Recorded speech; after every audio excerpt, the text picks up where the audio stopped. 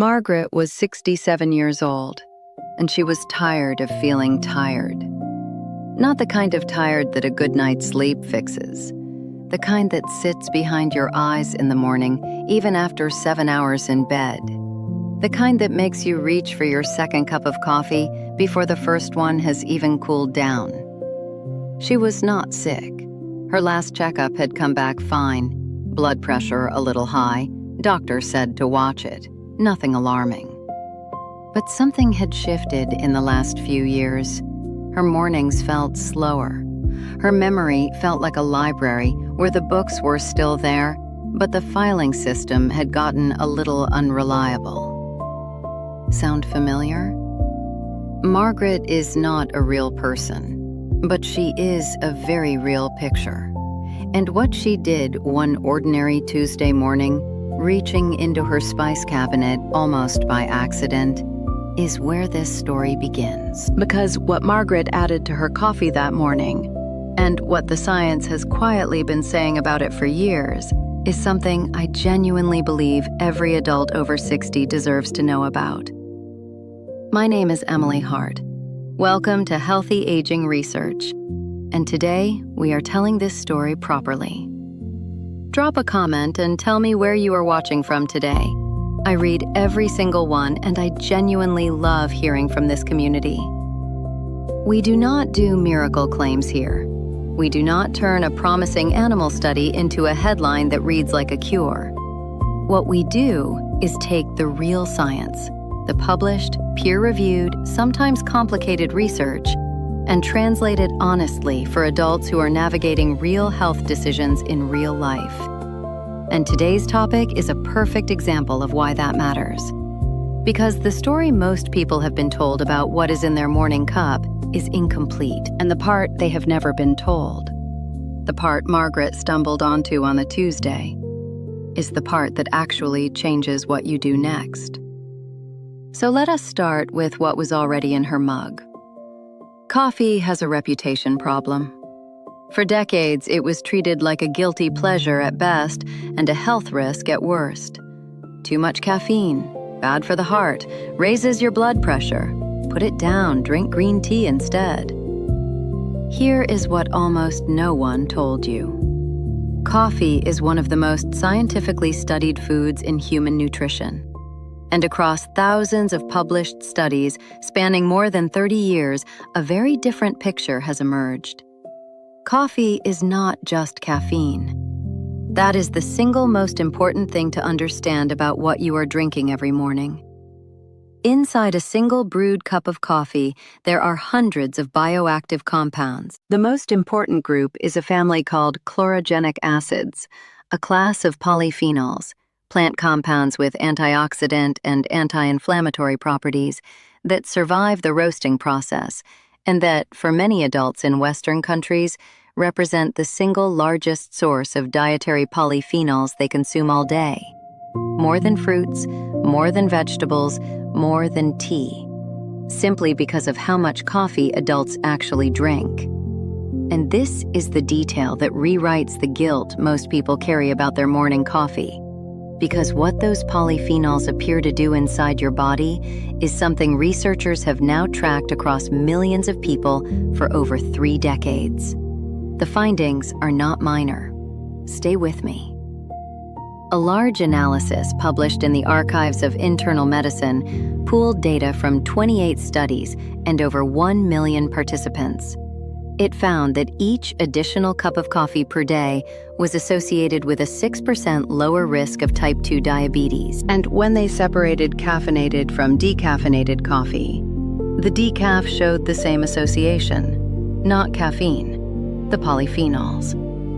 A 2017 analysis drawing from 26 separate studies found that regular coffee drinkers had dramatically lower rates of liver cirrhosis, roughly 44% lower among those drinking 2 or more cups daily compared to non-drinkers. The liver findings are among the most consistently replicated in all of nutritional epidemiology. And in cardiovascular research, a comprehensive 2021 review of more than 380,000 participants found that 2 to 3 cups daily was associated with the lowest risk of cardiovascular events and all-cause mortality, directly contradicting decades of concern about coffee and the heart. Now, I want to be honest with you, the way I always am on this channel. These are observational studies. They track patterns across populations. They do not prove causation. People who drink moderate coffee may differ from non-drinkers in other ways that partly explain what is seen. That is a real scientific limitation, and I will not pretend otherwise. But consistent findings across millions of people, across multiple continents, across multiple decades, pointing in the same direction, that is not nothing.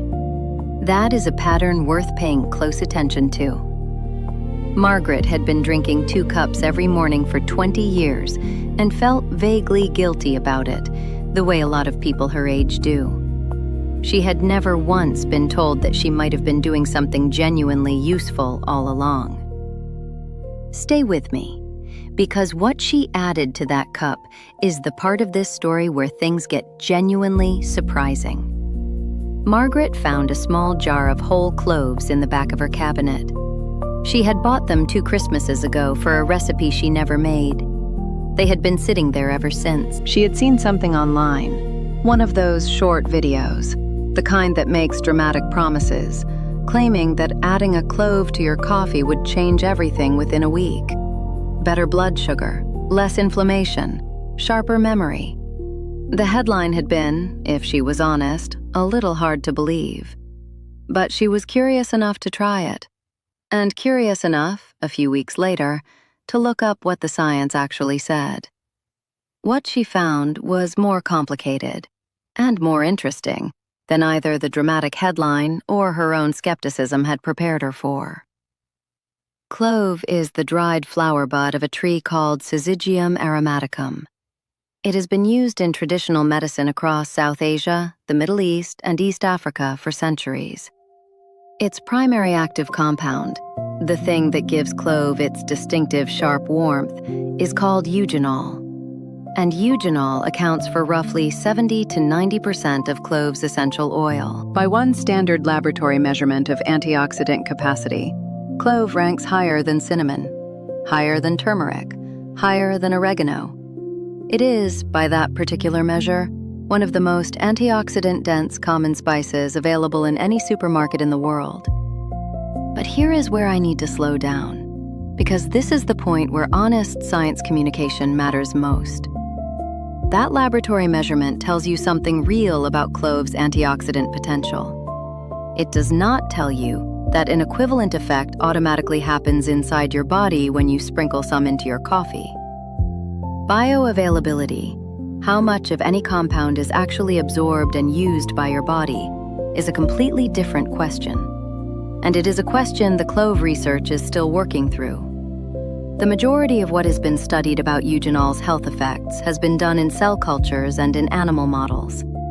Anti-inflammatory effects in laboratory settings, yes, clearly documented. Interesting metabolic signals in animal studies, yes, genuinely present. But the translation from a laboratory dish to the human body at the amount you would consume in a pinch of ground clove is a large and often unpredictable step. There is one small but genuinely interesting human study published in 2021 that found modest improvements in blood glucose and lipid markers in people with type 2 diabetes following clove supplementation. It was a small study. It used doses higher than culinary amounts. It needs replication. But it is a real signal, not a marketing invention. The honest summary? Clove is a spice with one of the highest antioxidant profiles of any common kitchen ingredient, with bioactive compounds that show genuinely interesting biological activity, and with human clinical evidence that is real but early and modest. And that distinction between what the early science genuinely shows and what popular content has turned it into is exactly what Margaret needed to understand. Because the version she had seen online was not just exaggerated. In one specific area, it was misleading in a way that could genuinely affect her health decisions. That is what we need to address next. Let me stop here for a moment and address something directly. You have probably seen videos claiming that eugenol works stronger than ibuprofen. You may have seen claims that combining coffee and clove multiplies their effects tenfold through something called food synergy. I want to be as precise as I can be here, because this matters. The ibuprofen comparison comes from in vitro studies, experiments in laboratory cell cultures at concentrations of eugenol that could not be achieved by eating or drinking clove in any realistic quantity. Comparing that to a pharmaceutical drug's effect in a living human is not a valid scientific comparison. It is a rhetorical move that sounds impressive and means very little.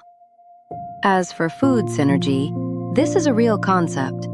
Vitamin C genuinely enhances iron absorption from plant sources. Black pepper's piperine genuinely increases curcumin's bioavailability significantly. These are documented, human-tested relationships. For coffee polyphenols and clove eugenol specifically, there is currently no strong human evidence that they interact in ways that produce dramatically amplified effects. Some laboratory research examining interactions between these compound classes exists, but laboratory interactions do not reliably predict human outcomes at dietary quantities. What can be said honestly is that both deliver real antioxidant compounds, and consuming both means your body receives both sets simultaneously. Whether meaningful synergy exists in humans remains an open and genuinely interesting research question. That is worth knowing. It is not worth calling a proven effect. The dramatic version of this story is more exciting, but the honest version is the one that actually helps you. 3 months after that first experiment, Margaret has a simple routine. It takes her about 30 additional seconds in the morning. It costs her nothing measurable. She takes 1 whole clove, just one, and presses the flat side of a knife gently across it, just enough to crack the surface open. She drops it into her freshly brewed coffee and lets it steep for a few minutes while she gets her morning started. Sometimes she uses a 1/4 teaspoon of ground clove instead, added directly to the grounds before she brews. That is it. She is not expecting transformation. She is not tracking her inflammation markers. She is not waiting for a dramatic shift that arrives on day 7, like the online video promised. What she is doing is something more sustainable and, I would argue, more meaningful. She is adding a spice with genuine antioxidant properties to a beverage already associated with positive long-term health outcomes. And she is doing it consistently, as part of a morning she already enjoys. But here is something I need to tell you before we go any further into the practical side of this. Most people who try something like this quit within 2 weeks. And I do not say that as a caution. I say it because understanding why they quit tells you something important about how nutrition actually works after 60. And once you understand it, you will not make the same mistake.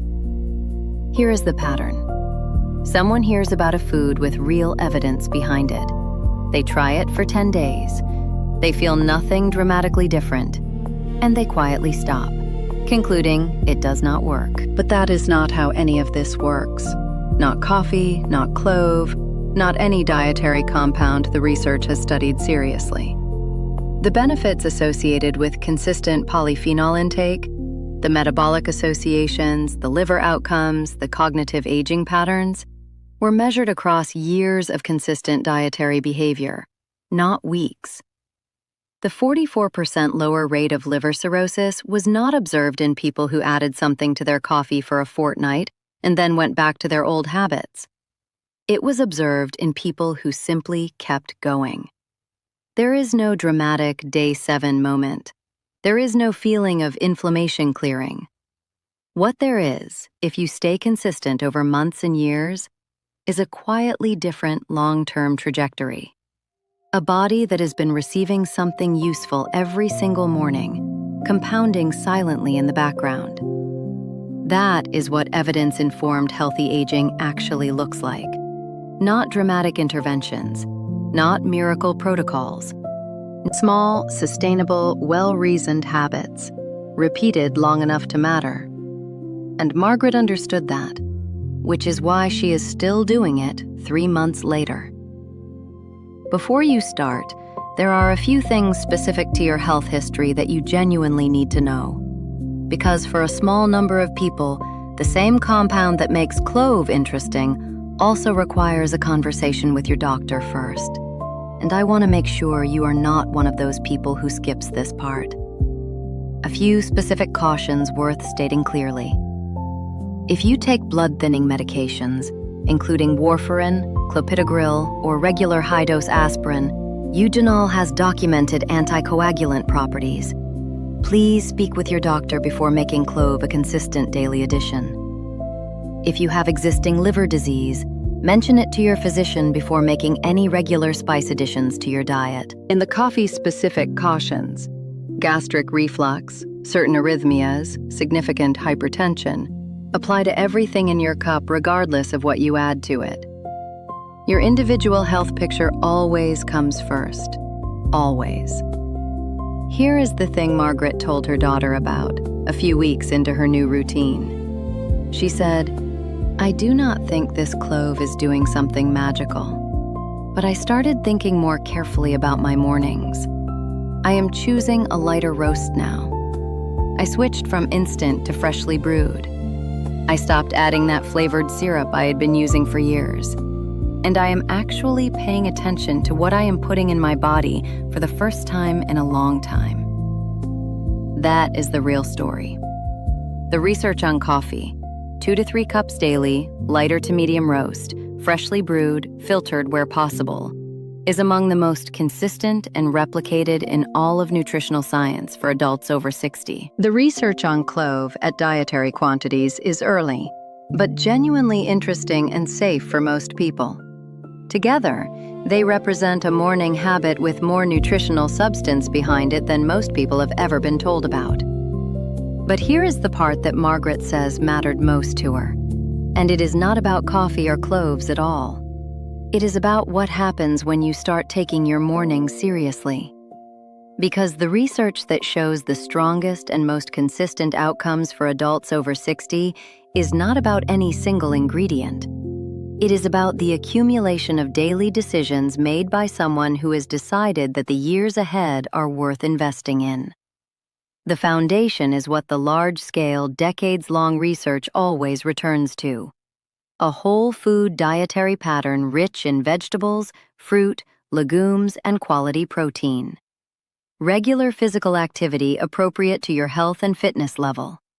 Consistent, restorative sleep, and an ongoing relationship with a physician who knows your full picture and helps you manage the measurable markers, blood pressure, blood sugar, cholesterol, that genuinely predict long-term outcomes.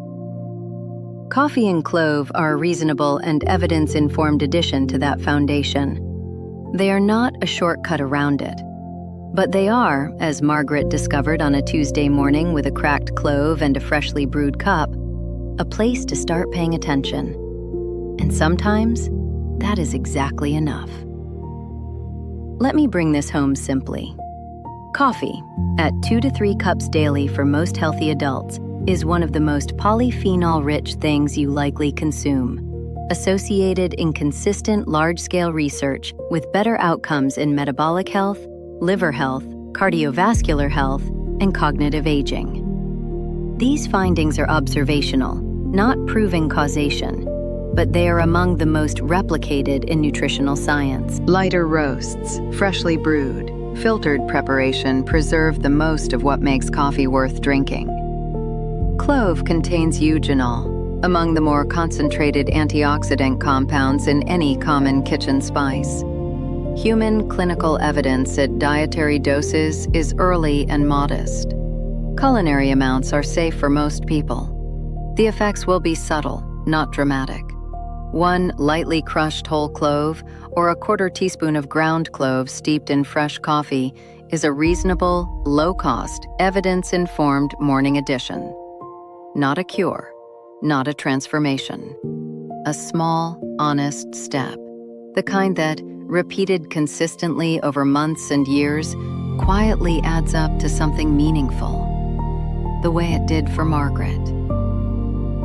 3 things before you go. First, if you take blood-thinning medications, have liver disease, or manage any condition that requires careful dietary oversight, please speak with your doctor before adding clove regularly to your diet. The evidence is promising, but your individual health history is always the priority.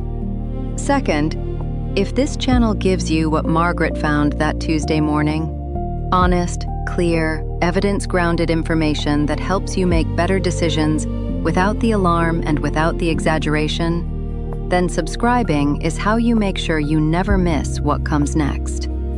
Every week, we build something specifically for adults over 55 who have spent long enough being given the exciting version of a story when what they actually wanted was the true one.